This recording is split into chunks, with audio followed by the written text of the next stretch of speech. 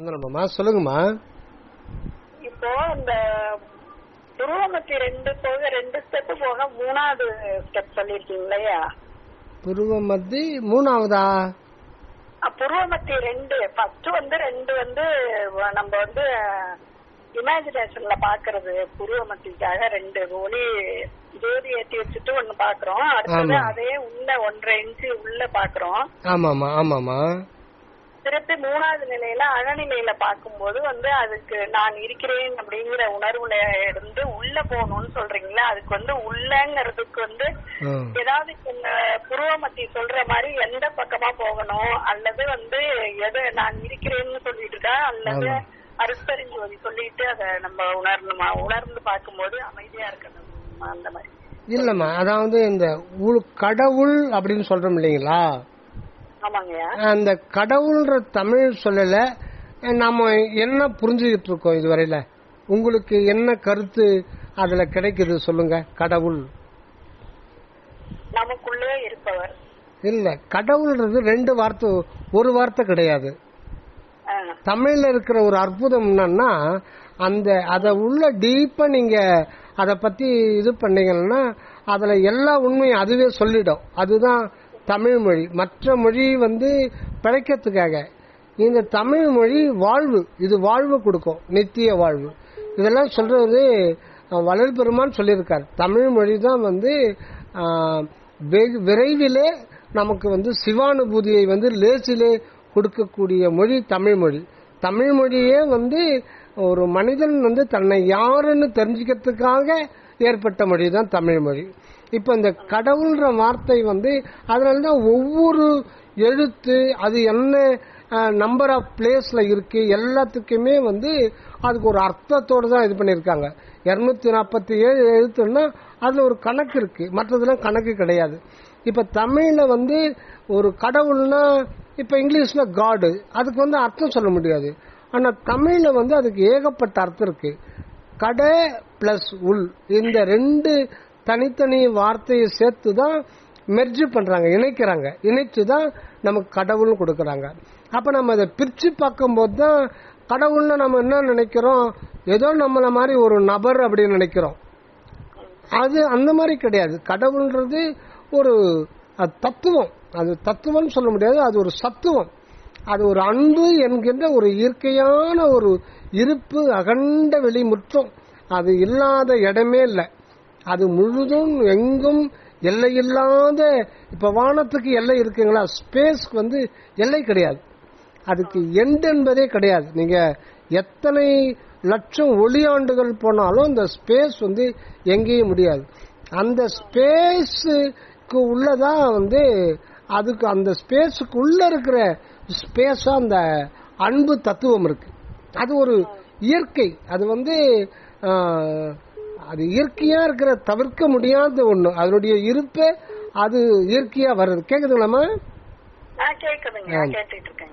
அதுக்கு பேர் தான் உள்நிலைன்னு பேர். உள் அப்படின்றது இந்த ஸ்தூலத்தன்மைகள்லாம் கடந்த ஒரு நிலை. இப்ப நம்ம பூமியை பார்க்கிறோம், இது மண்ணு, இது ரொம்ப வெயிட் இல்லைங்களா?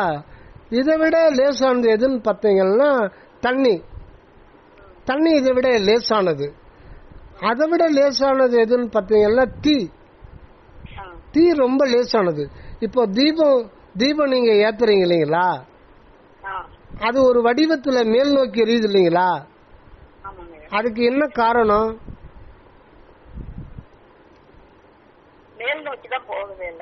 அதான் அது ஒரு தீப வடிவம் இருக்கு இல்லைங்களா?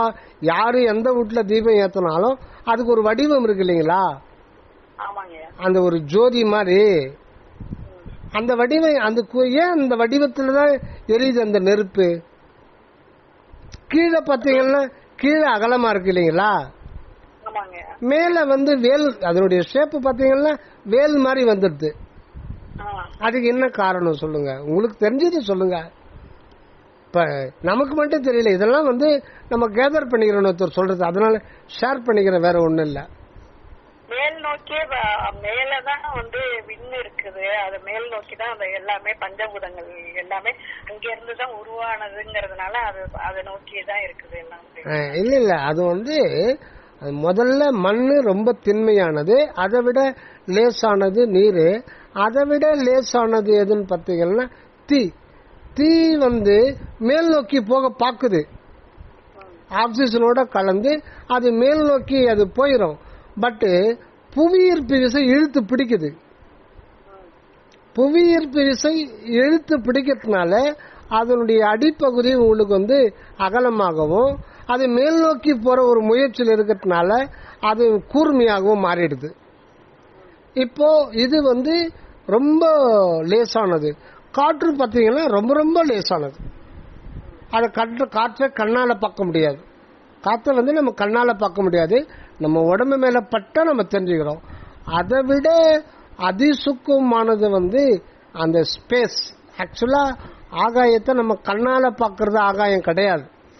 அது நம்ம ஏன் கண்ணால பார்க்கற மாதிரி இருக்குன்னா அதுவும் கடவுளுடைய ஒரு கருணையினால் தான் நாம இதுதான் ஆகாயம்னு சொல்லிட்டு நம்ம சின்ன வயசுல தெரிஞ்சுக்கிறதுக்காக அது ஒரு இதுக்கே தவிர அது காற்று மண்டலத்துக்கு சூரியன் கிட்ட இருந்து வர்ற ஒளிக்கதிர்கள் அதுல நீளம் வயலட் ரேஸ் மட்டும் ஷார்ட் வேவ் லெங்த் உரையதுனால அது ஸ்பிளிட் ஆகி காற்று மண்டலத்தில் அந்த அணுக்கள்ல கலந்துறதுனால நமக்கு நீல நிறமா தெரியுது. மேலும் மேகம்லாம் இருக்கிறதுனால அது ஒரு நமக்கு அப்பதான் நம்ம வானம்னு என்னன்னு ஒன்று புரிஞ்சிக்க முடியும். ஆக்சுவலா இப்ப பிள்ளைகளை கூப்பிட்டு வானம் எங்க இருக்கு காட்ட முடியுமான்னா அம்மா வெளியில வாம்மா வெளியில காமிக்கிறேன்னுவான். ஆனா வானம்ன்றது நம்ம உட்காந்துக்கிறோம், நம்ம சுத்தி இருக்கிற இடம் எல்லாமே வானம் தான். வானம் இல்லாத இடமே கிடையாது. நம்ம வானத்துக்கு நம்ம உட்கார்ந்துக்கிறோம்னா அந்த உட்கார்ந்துங்கிறது இடத்துக்கு இடம் கொடுத்திருக்கிறதே வானம் தான். ஆனா அது ஒதுங்காது. இப்போ ஒரு இடத்துல ஒரு ரூம்ல பொருள்லாம் ஒரு குடத்துல நீங்க பொருள் அடைக்க என்ன ஆகும், குடத்துல இருக்கிற காத்து எல்லாம் வெளியில வந்துடும் இல்லைங்களா? ஆனா ஒண்ணு மட்டும் வெளியில வராது. அது என்னன்னா ஆகாயம். நீங்க என்ன பொருளை நிரப்பினாலும் ஆகாயம்ன்றது அது அப்படியே இருக்கும். அதை அசைக்கவே முடியாது, டிஸ்டர்ப் பண்ணவே முடியாது. அதுதான் அப்போ எவ்வளவு அதிசுக்குமான நிலை இருக்கு பாருங்க. இந்த ஆகாயம் தோன்றுவதற்கு காரணமான ஒரு ஆகாயம் இருக்கு. நம்ம இந்த ஆகாயத்தை கேக்குதுங்களாமா? இந்த ஆகாயம் எப்படி கடவுள் காலமெல்லாம் கடந்து அவருக்கு ஆதி அந்தம் இல்லாமல் தோற்ற மாற்றம் மறைவுலாம் இல்லாமல் முதலும் முடிவும் இல்லாமல் இயற்கையாகவே என்றென்றும் என்றென்றும் உள்ளவர். அதனாலதான் ஒரு அனாதின் பேர். அதாவது ஆதி என்ற ஒன்று இல்லாதவர் அனாதி. அந்த அனாதி கடவுள் போலவே அந்த பூத ஆகாசம் கூட அனாதியாகவே இருக்குது. இந்த பூத ஆகாசத்தினுடைய தோற்றத்திற்கு காரணமா இருக்கிற ஒண்ணு அதுக்கு உள்ளீடா இருக்கு. அதுக்கு பேர் தான் பரமாகாசம் சொல்றது. அப்ப அந்த ஒரு பரமாகாசத்துக்கு பேர் தான் உள் அப்படின்ற ஒரு நிலை. அதுக்கு பேர் தான் உள் என்ற நிலை. அது நமக்கு தெரியுமா? அதை அறிய முடியுமா? முடியாது. அதுக்கு என்னன்னா அது ஒரு அன்பு வெளி. அது இயற்கையாக உள்ள ஒரு அன்பு வெளி தான் அது. அது அதை மட்டும்தான் அது தெரிஞ்சிக்க முடியுமே தவிர வேற யாரும் போய் அதை தெரிஞ்சிக்கவே முடியாது. அதுக்கு அந்நியமாயிருந்து அதை பத்தி யாருமே அதை அறிய முடியாது, அனுபவிக்க முடியாது. அதனால்தான் நம்ம இந்த நான் என்ற தற்போது ஒழிந்த பிறகுதான் அந்த சத்து ஞான சபைக்குள்ள என்றாக முடியும். அந்த நான் எனதுன்றதெல்லாம் நீங்கி நம்ம நான்றது ஒண்ணுமே இல்லை, உண்மையில நான்ன்றது ஒண்ணு இல்லை, எல்லாமே கடவுள் தான் அப்படின்ற ஒரு நிலை வந்த பிறகுதான் நம்ம இறைவனையே அறிய முடியும் கொஞ்சம் கொஞ்சமா.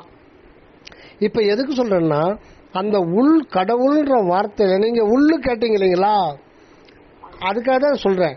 அந்த உள்ளன்றது ரொம்ப அது மன அறிவினாலேயோ படிச்சோ இன்னொருத்தர் சொல்லியோ அதை உணர முடியாது.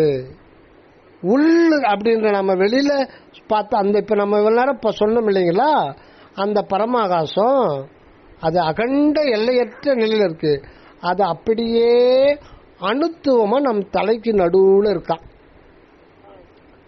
அது அணுத்துவமா நம்ம தலைக்கு நடுவுல ஒரு குண்டூசி நுனியில 10,000 ஆன்ம அணுக்கள் இருக்கும். ஒவ்வொரு ஆன்ம அணுக்களும் உள்ளென்ற அந்த பரமாகாசத்தை உண்மையை முழுமையா பிரஸ் பண்ணி அது ஒரு அணு வடிவத்தில் அது வந்து நம்ம தலைக்குள்ள இருக்குது.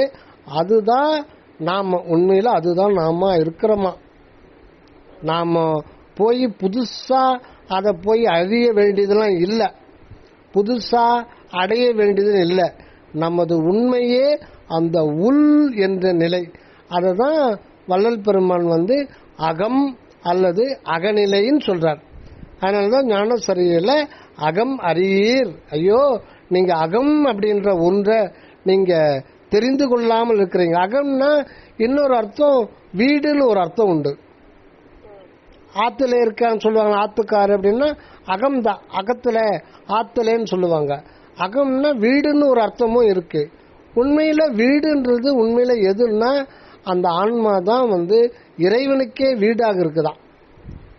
அதான் அந்த வீடு தந்து என்றன் வெந்தொழில் வீட்டிட அப்படின்னு சொல்ற மணிவாசகர். இந்த வீடுன்ற வார்த்தையை வந்து நிறைய திருவாசகத்துல பார்க்கலாம்.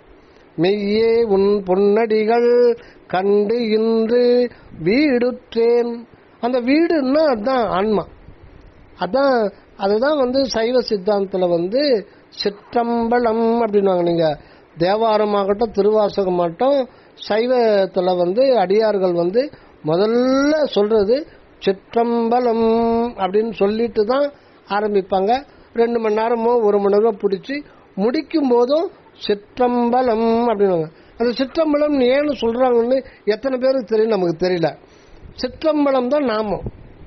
சிற்றம்பலம் அப்படின்னாலும் சிதாகாசம் அப்படின்னாலும் சிற்றபைன்னாலும் சிதம்பரம்னாலும் ஆன்மான்னாலும் அதை சுருக்கமா எல்லோரும் புரியுறபடி நான் அப்படின்னாலும் ஒண்ணுதான். அதுதான் இருக்கிறேன் அப்படின்ற ஒரு உணர்வுல சதா அந்த இடத்திலிருந்து தான் நமக்கு வருது. அது இந்த உடம்புல இருந்தாலும் அது தனியா தான் இருக்கும். அதுதான் வள்ளல் பெருமான் சொல்லுவார். இந்த ஜீவன்றது என்ன, இந்த உடம்புல உயிர்ன்றது என்ன, ஆன்மா அப்படின்றது என்ன அப்படின்றதுக்கு என்ன டெஃபினிஷன் கொடுக்குறாருன்னா, இந்த ஜீவன் அதாவது நம்ம வந்து ஒரு நாணயத்துக்கு எப்படி 2 பக்கம் இருக்குதோ அதே மாதிரி நம்ம உள்நிலையில ஆன்மாவா இருக்கும், வெளியில வந்து ஜீவனா இருக்கும், உயிரா இருக்கும். அதனால ஆன்மான்றது நித்திய ஜீவன், நித்திய ஜீவன், அது அழிவே அழியாது. உயிர்ன்றது அந்த நித்திய ஜீவன்ல இருந்து ஒரு ஆற்றலோட உணர்வோட சக்தியோட வெளியில வரும்போது அது வந்து ஒரு உடம்பை கிரகிச்சிக்கும். அதனுடைய வினைக்கு ஏற்ற மாதிரி அது உடம்ப அருள் வந்து அமைச்சு கொடுக்கும். அப்ப அதை வச்சுக்கிட்டு இந்த உலகத்துல கொஞ்ச நாள் வாழறோம். தேக அந்தியத்துல, வாழ்க்கை அந்தியத்துல அது திருப்பி உள்ள போயிடும். அது அந்த ஜீவன் உள்ள போயிடுச்சுன்னா 1 செகண்ட்ல உடம்புல இருந்து அது பிரிஞ்சிடும், அதுக்கு அடுத்த தேகம் வந்துடும். ஆக இந்த ஆன்மான்றது தான் உள்ளுன்ற நிலை. அதனுடைய தன்மை என்னன்னு பார்த்தீங்கன்னா, இதற்கு முன்னாடி நம்ம பார்த்த அந்த அகண்ட வெளிமுற்றும் நிறைந்திருக்கிற அந்த அன்பு வெளியே முழுமையோட ஒவ்வொரு அந்த சிற்றெரும்புகளுக்குள்ள கூட வந்து அது முழுமையா இருக்கு. ஒவ்வொரு உயிருக்குள்ளவும் அது முழுமையா இருக்கு. அதுதான் நம்ம அற்புதம். அததான் வள்ளல் பெருமான் நினைந்து நினைந்து உணர்ந்து உணர்ந்து அப்படின்னு சொல்றாரு. இப்போ நம்ம இங்க இருக்கேன், நான் வந்து சென்னையில் இருக்கேன்னா இந்த இடத்துல தான் இருக்க முடியும். நான் வந்து வேதாரண்யத்துக்கு வரணும்னா இந்த இடத்த விட்டுட்டு தான் நாங்க வர முடியும். ஒரே நேரத்தில் 2 இடத்துல இருக்க முடியுமா? இருக்க முடியாது. வள்ளலார் வந்து ஒரே நேரத்தில் 2 இடம் 4 இடம் 10 இடத்துல இருப்பார். ஆனா இறைவன் வந்து ஒவ்வொரு சிற்றுயிருக்குள்ளவும் பூரணமா இருக்காராம். ஒவ்வொரு சிற்றுயிருக்குள்ளும் பூரணமா.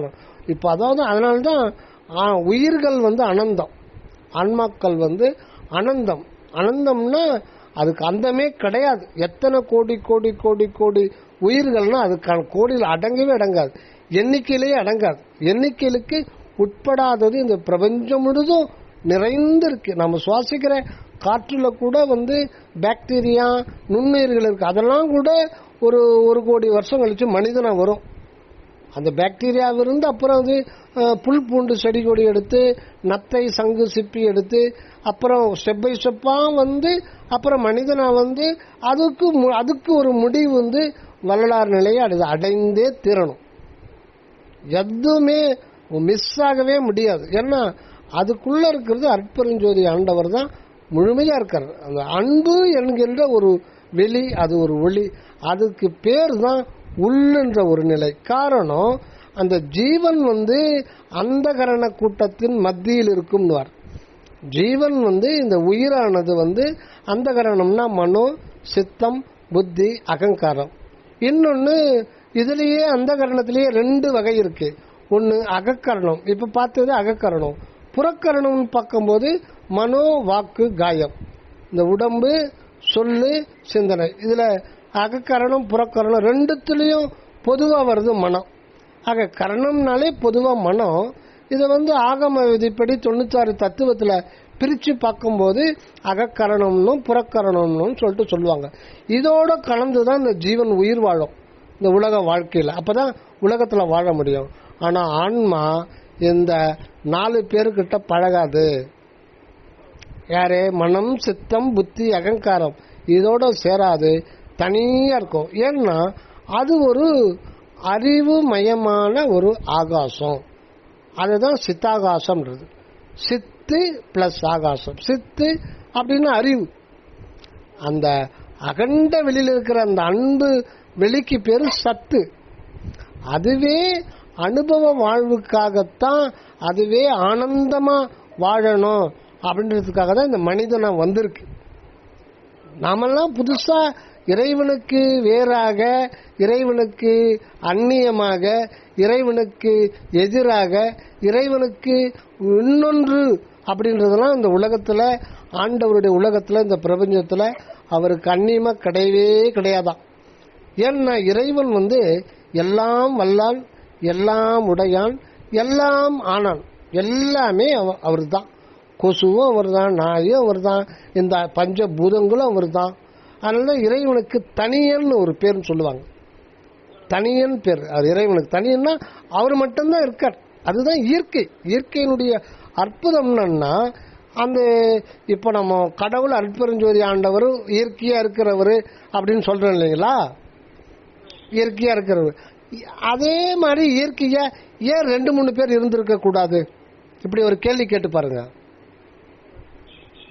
கடவுள் ஒருவர் தான். அதுதான் சுத்த சன்மார்க்கத்தை அடிப்படையா தெரிஞ்சுக்க வேண்டியது. அதெல்லாம் சமய மதங்கள்ல, அதுவும் இந்து மதத்துல போனா நம்ம வந்து குட்டைய மனதை இது பண்ணி நம்மளை வந்து படுகொயில தள்ளிவிட்டாங்க. நிறைய கடவுள். ஒரு கோயிலுக்கு போனா ஏகப்பட்ட கடவுள். இதெல்லாம் வந்து அந்த ஒரு இதுதான் அது மனிதனை குழப்பத்தை விளைவிச்சதே தவிர, ஏகம் கடவுள் ஏகம், ஏகஜோதி ஏகஜோதி ஏகஜோதின்னு வெளிப்படையா பகிரங்கமா நமக்கு சொல்லவே இல்லை முன்னோர்கள். அதனாலதான் பல பிரச்சனைகள் வருது. சரி, அதை விட்டுடுங்க. அந்த உள் அப்படின்ற நிலைன்னு பார்த்தோம்னா அதை வந்து யார் சொல்லியும் அதை வந்து உணர முடியாது. உள்நிலை அதுதான் நிராதார நிலை. அது இந்த உடம்புல இருந்தாலும் இதுக்கு அது சம்பந்தப்படாம தனியாவே இருக்கும். அது இதுல இந்த பூதாகாசம், மனோ வெளி, ஜீவ வெளி, இதெல்லாம் இதுக்கெல்லாம் டச்சே ஆகாது. தனியா தான் இருக்கும். அது அந்தரத்துல இருக்கும். அதுக்குதான் ஆதாரமில்லாத ஒரு நிலை. அதுதான் நிராதாரன் பேர். ஆதாரமில்லாத நிலைக்கு பேரு அந்தரம் பேர். அதுதான் வள்ளல் பெருமான் அந்தரத்தில் ஆடுகின்றார் பாங்கிமாறு, அவர் ஆட்டம் கண்டு நாட்டம் கொண்டேன் பாங்கிமாறு. அதுதான் அகவானம் படுறது. அகவானம் அந்த சிதாகாசம்ன்றது தான் அந்த உள்நிலை. அங்கதான் கடவுளும் நாமும் இயற்கையாகவே ஒன்றாக இருக்கிறோம். அதுதான் கடவுள். கடை அப்படின்னா கடம்னா இந்த உடம்பு. இந்த உடம்புக்கு உள்ளத்தான் அவர் இருக்கார். அதனாலதான் ஊனுடம்பு ஆலயம் உள்ளம் பெரும் கோயில். ஆக இந்த கடம் ஆகிய இந்த உடம்புக்குள்ள உள்நிலையில தான் அவர் இருக்காரு. இந்த உள் என்ற அந்த 2 எழுத்து சேர்ந்த அந்த ஒரு வார்த்தைய புரிஞ்சுக்கணும்னா யாராலையும் யாருக்கும் புரிய வைக்க முடியாது. உள்ள இருக்கிற அந்த உள்ளென்ற இறைவன் தான். இறைவனுக்கு பேரே உள் தான். ஏன்னா அந்த இதுக்கு பேரு அகநிலை. யாவற்றிற்கும் உள்ளுக்கு உள்ளீடா பூதநிலைகள்லாம் எல்லா தத்துவங்களையும் கடந்து அது ஒரு அந்த ஒரு இதையே உணர்வு, அது ஒரு தனிப்பட்ட ஒரு அக உணர்வு, அன்பு என்கின்ற ஒரு ஒளி. அதை எதையுமே தொடர்பு படுத்தி சம்பந்தப்படுத்தி எடுத்துக்காட்டா சொல்லி ஊமை சொல்லி விளக்க வைக்கவே முடியவே முடியாது. அதுக்கு ஒரே வழி நினைந்து நினைந்து உணர்ந்து உணர்ந்து தான் சொல்றாங்க. அந்த ஆண்டவருடைய உண்மையை நினைந்து நினைந்து உணர்ந்து உணர்ந்து ஒரு நெகிழ்ச்சியோடு தோத்திரம் பண்ணணும். தினசரி ஒரு 20 நிமிஷமாவது தோத்திரம் பண்ணணும். அந்த தோத்திரம் கூட உடல் நிலையிலிருந்து பண்ணக்கூடாது. சுத்த சன்மார்க்கம்ன்றது நம்ம நல்லா புரிஞ்சுக்கணும். தேக உணர்வுல இருந்துகிட்டு மன உணர்வுல இருந்துகிட்டு தோத்திரம் பண்ணக்கூடாது. அதுதான் வள்ளல் பெருமான் சுத்த சன்மார்க்க அனுபவம் கண்டத்துக்கு மேல். கண்டத்துக்கு கீழே இறங்குனா யமகண்டம் தான் நமக்கு. கண்டத்துக்கு மேல போனா திருநீலகண்டம். கண்டத்துக்கு கீழே இறங்குனா இந்த உலகத்துல நமக்கு பாதுகாப்புலாம் உறுதிப்படுத்த முடியாது. ரோட்ல போறோம், ஒரு செகண்ட்ல லாரி அடிச்சுட்டு போலாம். கண்டத்துக்கு கீழே இறங்குனா விதி என்ன நமக்கு ஏற்கனவே இருக்கோ அது பிரகாரம் தான். அதனால்தான் கரணமெல்லாம் கரைந்த தனிக்கரை காண்பது உளதோ கரை கண்ட பொழுது எனையும் கண்டு தெளிவேனோ உரை கடந்த திரு அருள் ஒளி நேர்படுமோ அவ்வொளிக்குள் ஆனந்த அனுபவம் தான் உருமோ. எவ்வளவு சொல்றாரு பாருங்க.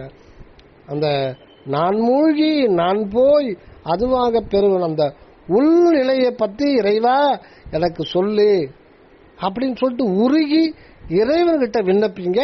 யாருக்கிட்ட விசாரிக்காதீங்க. அந்த உள்நிலையை தெரிஞ்சுக்கிறது காட்டி கொடுத்துட்டா அந்த உள்நிலையை பூரணமா நம்ம அனுபவத்துக்கு கொண்டு வந்துட்டா மரணம் கிடையாது. இதுதான் வள்ளல் பெருமான் சொல்றது. வள்ளல் பெருமான் 6000 பாடல்கள் மூலம் தெரிவிக்கிற ஒரே வார்த்தை என்னன்னா இரவாமை. டெத்லெஸ்னஸ் சொல்ல வந்தவர் தான் வள்ளலார். யாருமே சொல்லல.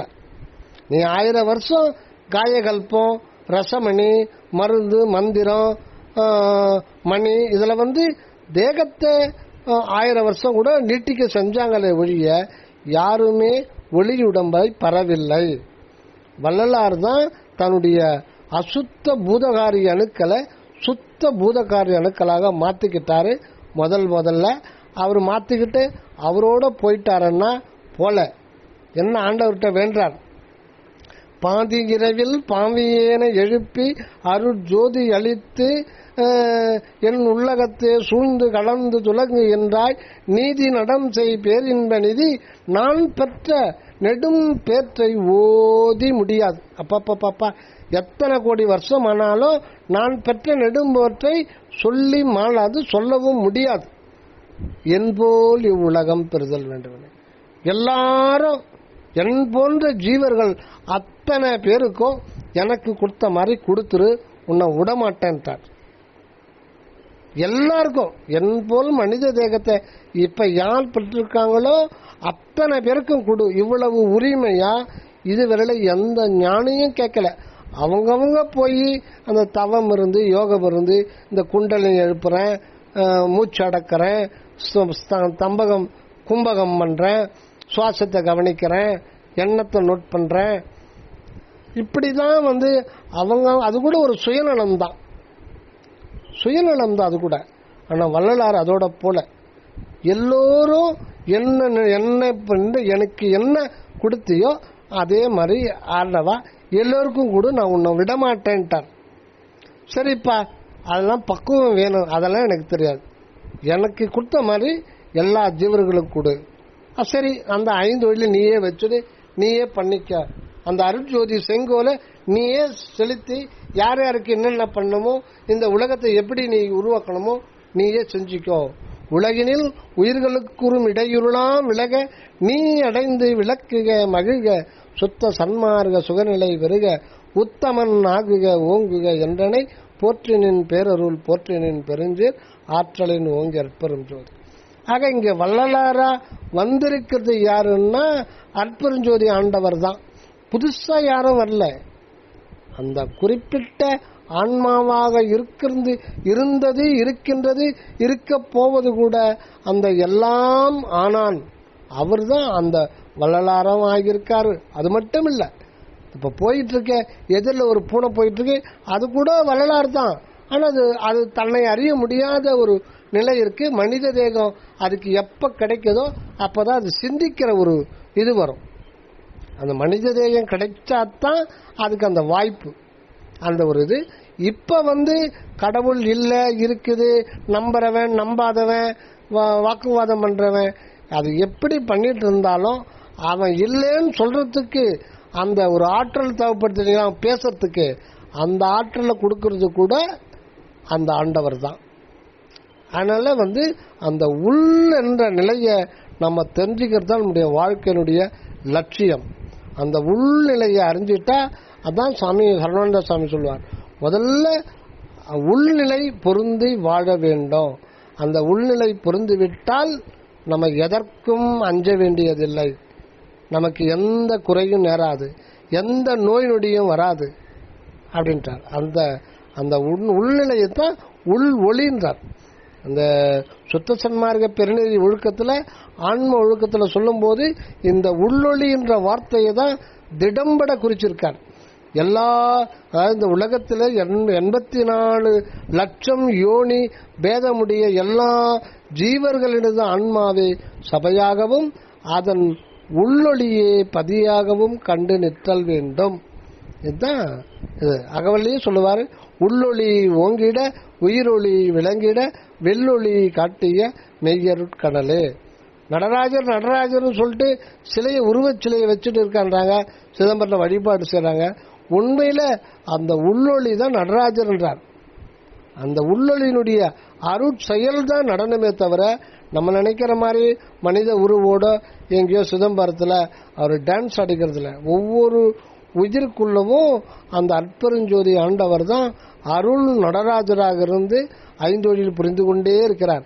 உண்மையில நடராஜரை பார்க்க முடியாது, அவர் அருவம், அவர் அன்பு என்கின்ற ஒரு வெளிதான். ஆக அந்த இடத்த தான் உள் அப்படின்னு சொன்னாங்க. அந்த உள்நிலையை நாம தெரிஞ்சுக்கணும்னா தினசரி தியானம், ஸ்டெப் பை ஸ்டெப்பா தியானம் பண்ணிட்டு ஒவ்வொரு நாளும் அணுவான ஒரு முன்னேற்றம் கண்டுகிட்டே இருக்கணும். இடையில காட்சிகள் ஏற்பட்டாலும் ஏற்படும், அது கண்டு மயங்க கூடாது, அடுத்தடுத்து போயிட்டே இருக்கணும். இதுக்கு ஜீவகாருண்யம் இது பண்ணீங்கன்னா அது வேகமா வளரும். அதாவது நம்மளால முடிஞ்ச அளவுக்கு ஒரு நாளைக்கு ஒருத்தருக்கோ இல்லை டெய்லி கொடுக்கணும்னா வாரத்துக்கு ஒரு 5 பொட்டலம் 10 பொட்டலம் உள்ளபடி பசித்தவங்களுக்கு, ஏதோ வரலாறு சொல்லிட்டாரு அன்னதானம் பண்ணு போறவங்க வரவங்கலாம் கொடுக்கறது இல்லை. உள்ளபடி பசித்த ஏழைகளுக்கு அந்த பசி ஆற்ற வைக்கும் பொழுது அதுக்கு உள்ளொளி தானாவே நமக்கு அனுபவத்துல வளர ஆரம்பிச்சிடும் அப்படின்னு சொல்றாரு. அதே மாதிரி அந்த அந்த ஆன்மீக கருத்துக்களை அந்த அந்த மெய்யுணர்தல் பற்றி ஒரு விழிப்புணர்வை நம்மை சூழ்ந்திருக்கிற மனிதர்களுக்கு நம்ம சொல்லணும். முக்கியமாக மாணவர்களுக்கு சொல்லிட்டே இருக்கணும். ஒரு சின்ன புக்லெட்டா போட்டு அவங்களுக்கு அதை விளக்கம் கொடுக்கணும்.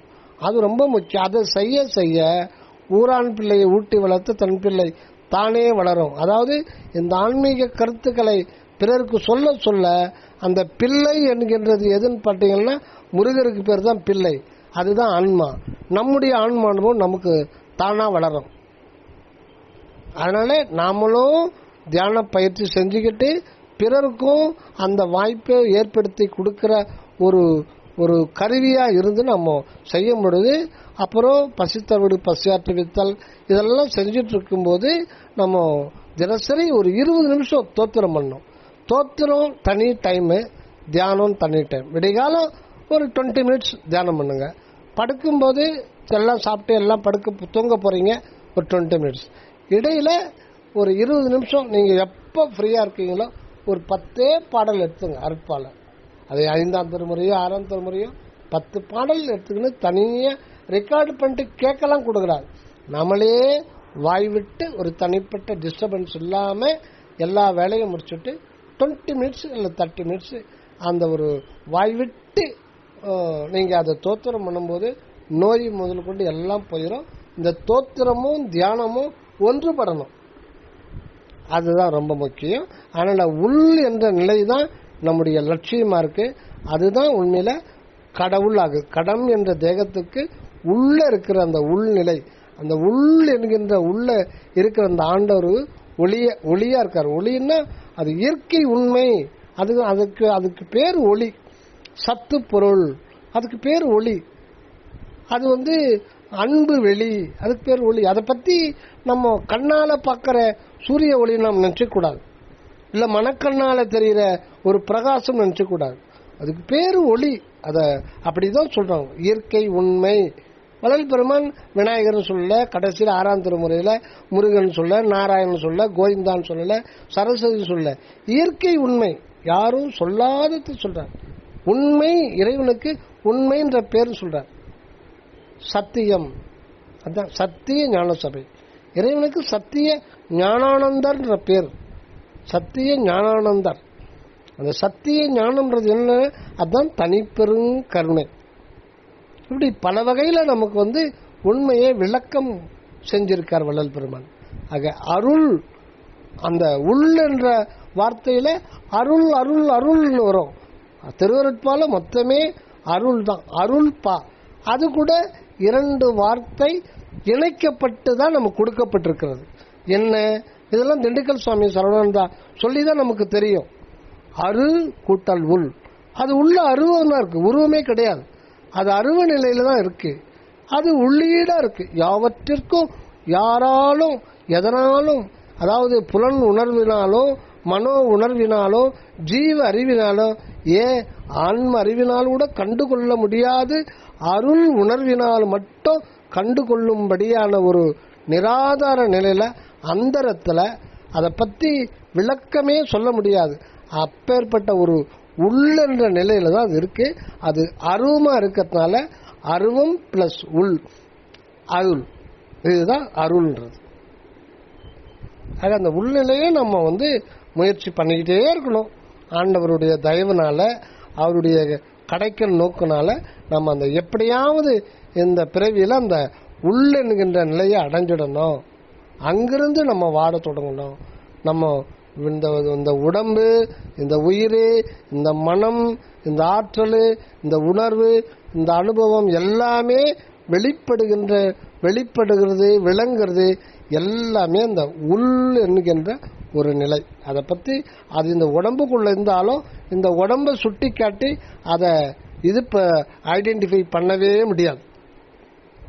அது தனி, அது தனி. இந்த உடம்புல இருந்தாலும் அது தனி.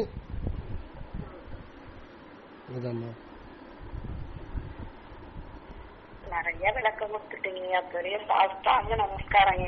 அதனால இது நான் ஷேர் பண்ணிக்கிறேமா.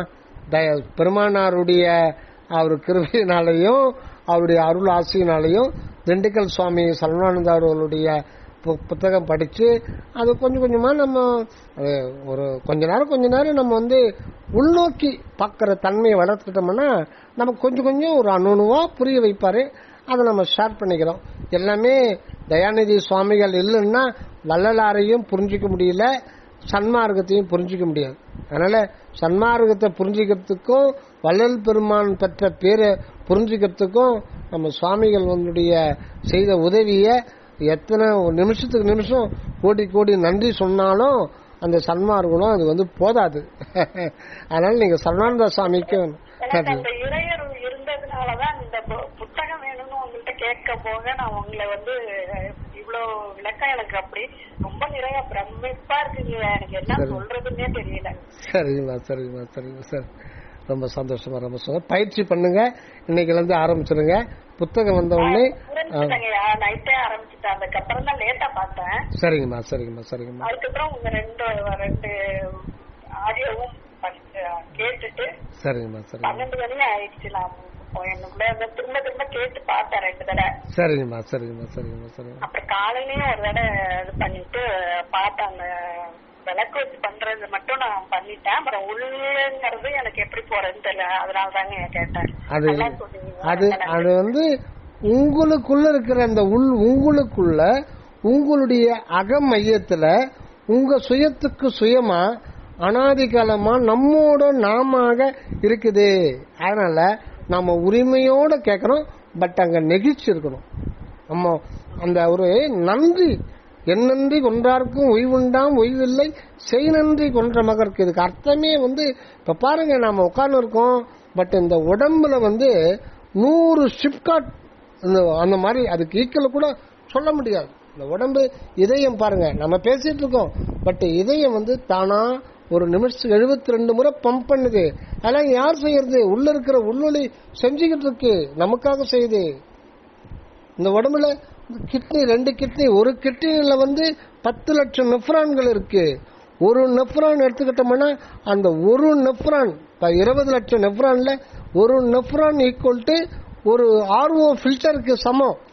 அது கூட சொல்ல முடியாது. ஆர்ஓ ஃபில்டரு அது என்ன பண்ணும், மொத்தமா மினரல்ஸ் எடுத்துருமே தவிர வேற எதுவும் அதனால செய்ய முடியாது. ஆனா இது கம்ப்யூட்டரைஸ்டு. ஒவ்வொரு நெஃப்ரானும் ஒரு மூளை மாதிரி. அதிகப்படியான மினரல்ஸோ உப்பு இருந்தால் அது யூரின்ல வெளியேற்றுறோம். போதா குறை பிளட் வழியா வந்துச்சுன்னா அதை வந்து திருப்பி ரிட்டர்ன் அனுப்பிச்சிடும். இவ்வளோ சிஸ்டத்தெல்லாம் அதில் இம்ப்ளிமெண்ட் பண்ணியிருக்காரு. இந்த உடம்பை எடுத்துக்கிட்டோம்னா அது சொல்லவே முடியாது. இதெல்லாம் நினைச்சு பார்த்த ஒரு நுரையீரல் ஒரு நாளைக்கு 21,600 முறை சுருங்கி விரியுது. அது இதெல்லாம் சொல்ல ஆண்டவருடைய நமக்கு ஒவ்வொரு வினாடியும் செய்யற உதவியை நினைச்சு, அதுதான் வள்ளல் பெருமான் நினைந்து நினைந்து உணர்ந்து உணர்ந்துன்னு சொல்றாரு. இதுக்கெல்லாம் விஞ்ஞானம் நமக்கு வந்து ரொம்ப சப்போர்ட்டிவா இருக்கு. இதெல்லாம் விஞ்ஞானமே இல்லைன்னா அந்த நினைந்து நினைந்து உணர்ந்து உணர்ந்ததுக்கு நம்ம பூரணமா கடைபிடிக்க முடியாது. நம்ம சாப்பிட்றோம், அதோட தெரிஞ்சு போது தூங்கிடுறோம். ஆனா அது உள்ள போய் ஹைட்ரோகுளோரிக் ஆசிடோட மிக்ஸ் ஆகி மிக்சியில போறதை விட அவ்வளவு இதாகி குடலுக்குள்ள இறங்கும் போது குடல் சுவர் செல்கள் வந்து அதை சத்தம் மட்டும் வேகமா உரியுது. உறிஞ்சி அதுல வைட்டமின் ஏ, வைட்டமின் பில எத்தனையோ ரேஞ்ச் இருக்கு. B1, B2, B3 இதெல்லாம் இருக்கு. C vitamin, D vitamin, E vitamin, இன்னும் நம்ம கண்டுபிடிச்சிட்டே இருக்காங்க. வைட்டமின் மட்டுமா, புரோட்டீன்ஸு, கார்போஹைட்ரேட்ஸு, இன்னும் ஏகப்பட்ட ஃபேட்ஸு, இதெல்லாம் எடுத்து உறிஞ்சி எடுத்து இப்ப விட்டமின் வந்து தோலுக்கு இ வைட்டமின் தேவைப்படுது, சி வைட்டமின் தேவைப்படுது. அதுக்கு தான் அது கொண்டு போகும். கரெக்டா கொண்டு போய் அந்த பிளட் அங்க சேர்த்துடுது. பல்லுக்கு மினரல்ஸ் வந்து பல்லுக்கு கால்சியம் தேவைப்படுது. கால்சியத்தை கொண்டு போய் தோலுக்கு கொடுக்குதா? ஆனா பிளட் ஒட்டு மொத்தமா எல்லாத்தையும் எடுக்குது. 10,000 கம்ப்யூட்டரைஸ்டு சொன்னா கூட இந்த உடம்பு ஒவ்வொரு பாடியிலையும் நமக்கு மட்டும் இல்ல, பன்றிக்கு கூட அந்த வேலை நடந்துகிட்டு இருக்கு. ஆனா அதுக்கு தெரியாது. ஆனா நாம மட்டும்தான் சிந்திக்க முடியும். இவ்வளவும் அந்த அற்பெருஞ்சோதி நடராஜருடைய அருளால அனைத்து நடக்குதுன்னா அதைத்தான் நினைந்து நினைந்து உணர்ந்துன்றாங்க. எதையுமே குறிப்பா சொல்லல, நீ டோட்டலா அத்தனையும் நீ நினைச்சு பார்க்கணும். எல்லாத்தையுமே நினைச்சு பார்க்கணும். இந்த பிரபஞ்சத்துல நடக்கிற இந்த பூமி சுத்துறது, அதனுடைய வேகம் எத்தனை கோடி வருஷமா சுத்திட்டு இருக்கு இந்த பூமி 1 மணி நேரத்துக்கு 1670 கிலோமீட்டர் வேகத்துல சுத்திட்டு இருக்கு. 1400 கோடி வருஷமா சுத்திட்டு இருக்கு. அது கூட பரவாயில்ல. 1 மணி நேரத்துக்கு சூரியனை சுத்தின்னு வர்ற வேகம் தன்னைத்தானே சுத்திக்கின்னு சூரியனை 1 மணி நேரத்துக்கு 1,07,000 கிலோமீட்டர் சுத்துது. இதெல்லாம் ஆற்றல் எங்கிருந்து கிடைக்குது? இதெல்லாம் யார் செய்யறது? இதெல்லாம் தான் நமக்கு இந்த விஞ்ஞானம் வந்து இறைவனுடைய அருள் தான் இந்த நமக்கு இந்த விஞ்ஞானத்துல கண்டுபிடிச்சு சொல்றாங்க. இன்னும் இப்போ எலக்ட்ரோ மேக்னெட்டிக் வேவ் சொல்றது அனாதியா இருக்கிறது. ஆனா இப்பதான் ஒரு 200 வருடங்களுக்கு முன்னாடி கண்டுபிடிச்சு அந்த எலக்ட்ரோ ஒளியை கடத்துது. இப்ப நம்ம உட்காந்துக்கிறோம், நம்ம சுத்தி கேப் வெட்ட வழி ஸ்பேஸ் இருக்கு. இதுல போயிட்டு இருக்கு கோடிக்கணக்கான மெசேஜ், படம் எல்லாம் போயிட்டு இருக்கு. ஆனா இன்ஸ்ட்ருமெண்ட் வச்சாதான் அதை வந்து நம்ம பார்க்க முடியும். எவ்வளவு நம்ம சுத்தி என்னமோ நடந்துட்டு இருக்கு. அதனால இதெல்லாம் நம்ம நினைந்து நினைந்து உணர்ந்து எல்லாமே அந்த பிரபஞ்சத்துல ஒரு கடுகளவு இடத்துல கூட கோடிக்கணக்கான ஆண்டவருடைய ஆற்றல் வந்து சதா விளங்கிக்கிட்டே இருக்கு. இதெல்லாம் பார்த்து அந்த ஒரு பாடல் ஒண்ணு போதும். அதான் தோத்திரம் வந்து ரொம்ப முக்கியம். ஒரு 20 நிமிஷம் போதும். நமக்கு டைம் கிடைக்காத, நமக்கு ஒவ்வொருத்தருக்கும் வேலைக்கு போவாங்க கொள்ளுவாங்க. அதனால 20 மினிட்ஸ் ஒதுக்கலாம். அதனால வந்து ஒன்னும் இதாகாது. இன்னைக்கு 20 மினிட்ஸ் வந்து மனமாற நெஞ்சார இறைவனை வாழ்த்தி போட்டோம்னா நாளைக்கு வந்து அரை மணி நேரம் நமக்கு டைமை வந்து ஆண்டவர் வகுத்து கொடுப்பார். அப்ப நாளாக என்ன ஆகும்னா நமக்கு நிறைய டைமை வந்து சிந்திக்கிறது டைமை இறைவனை ஏற்படுத்தி கொடுப்பாரு. நமக்கு எந்த டிஸ்டர்பன்ஸுமே இருக்காது, தடைகள்லாம் உடைச்செறிவார். அதனால வள்ளல் பெருமான் சொல்ல வந்தது ஒரே ஒரு வார்த்தை தான், டெத்லெஸ்னஸ். அத ஞானசரியில படிங்க, 28 பாடல்ல படிக்க வேண்டியது. நம்ம அடையிறமோ நமக்கு தகுதி இல்லைன்னு வைங்க. ஆனா உனக்கு இறைவா பெருமானே எனக்கு தகுதி இல்லைன்னு மண்டை மேல போடுவார். இரவாத பெருவரம் நீ ஏன் அடைய மாட்டீர் அப்படின்றார். ஆனா நம்ம முயற்சி இல்லை, அவள்தான், வேற ஒண்ணும் இல்லை. நம்ம வினாடிக்கு வினாடி நம்ம முயற்சி பண்ணா அது முடியாது ஒண்ணு இல்லை. நம்ம தான் வந்து சோம்பலா இருக்கமே, சோம்பலா இருக்கிறது தானே நமக்கு வந்து சாப்பிட்றது தூங்குறது இப்படியே சோம்பலா இருக்கு, பழக்கப்பட்டு போயிடுச்சு. அது அப்படிலாம் இல்லைங்க. எனக்கு இந்த இதுல வந்து அப்படியே எந்நேரமும் இதே சிந்தனையா தான். சூப்பர்மா, சூப்பர் சூப்பர் சூப்பர். இல்ல அடியனை பத்தி நான் சொல்றேன், அடியனை பத்தி தான் சொல்றேன். நாங்கெல்லாம் வரவே முடியாதுங்க, அவ்வளவு விஷயம் இருக்கு உங்களுக்குள்ள பொதிஞ்சு இருக்குது. அதெல்லாம் பாக்கியம். ஏன்னா எனக்கு வந்து இந்த அறிமுகம் கிடைச்சது அருள் பெருஞ்சோதி ஆண்டவரோட இதுதான் நினைக்கிறப்ப. ஏன்னா என்ன வந்து மேல்நிலைக்கு கொண்டு போறதுக்கும் சாகா வரம் கொடுக்கறதுக்கும் எனக்கு வந்து ஒரு வழிகாட்டியா இருக்கீங்க. ரொம்ப நன்றிமா, நன்றிமா. பெருமாள் சுவாமிக்கு, சரவணந்த சுவாமிக்கு நன்றி சொல்லுங்க. ரொம்ப நன்றி, நன்றி, நன்றி. வள்ளல் பெருமாள் நன்றி சொல்லுவோம். எல்லோரும் நம்ம ஒரே கப்பலை தான் போயிட்டு இருக்கோம். பெருமான் தான் மாலுமி. அவர் நம்மளை கண்டிப்பா இந்த பிரிவில் கரை சேர்ப்பாரு. இல்லைன்னா நம்ம முயற்சி பண்ணா அடுத்த பிரிவில் கட்டாயம் சேர்த்துருவார். ரொம்ப நன்றிமா, ரொம்ப நன்றிமா, ரொம்ப நன்றி. இணைப்புகள்லாம் பார்க்கும்போது எனக்கு இந்த பிறவிலேயே நான் போயிடுவேன்னு எனக்கு நம்பிக்கை இருக்குது. Super super super super. உணர்வுகள் வந்து அதிகமா ஆகிட்டே இருக்குது, தேடல் அதிகமா இருக்கு. Super super super super super. ரொம்ப நன்றிங்கம்மா, நன்றிங்கம்மா.